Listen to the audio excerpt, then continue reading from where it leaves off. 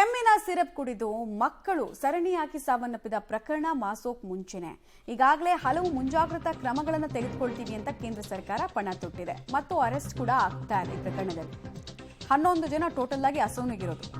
ಮಧ್ಯಪ್ರದೇಶದಲ್ಲಿ ಮಕ್ಕಳ ತಜ್ಞ ಡಾಕ್ಟರ್ ಪ್ರವೀಣ್ ಸೋನಿ ಅರೆಸ್ಟ್ ಆಗಿದೆ. ಕೋಲ್ಡ್ ರಿಲೀಫ್ ಸಿರಪ್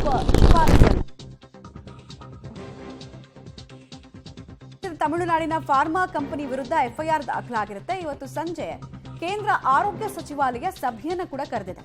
ರಾಜ್ಯಗಳ ಜೊತೆಗೆ ಸಭೆಯನ್ನು ಆರೋಗ್ಯ ಸಚಿವಾಲಯ ನಡೆಸಲಿದೆ.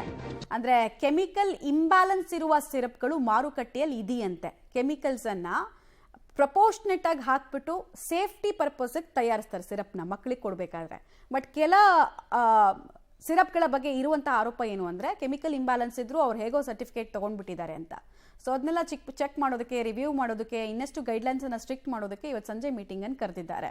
ಇನ್ನೊಂದು ಅಮಾಯಕ ಮಕ್ಕಳ ಮಾರಣ ಹೋಮಕ್ಕೆ ಕಾರಣೀಭೂತನಾದಂತಹ ಒಬ್ಬ ವ್ಯಕ್ತಿಯನ್ನು ಅರೆಸ್ಟ್ ಮಾಡಿದ್ದಾರೆ. ಮತ್ತು ಪೋಷಕರದ್ದು ತಪ್ಪಿದೆ. ಡೋಸೇಜ್ ಹೇಳಿದ ಡೋಸೇಜ್ಗಿಂತ ಇದರಲ್ಲಿ ಒಂದು 2 ಪ್ರಕರಣದಲ್ಲಿ ಜಾಸ್ತಿ ಡೋಸೇಜ್ನ ಸಿರಪ್ಪನ್ನು ಮಕ್ಕಳಿಗೆ ಕೊಟ್ಟಿದ್ದಾರೆ ಬೇಗ ವಾಸಿ ಆಗ್ಬಿಡ್ಲಿ ಅಂತ.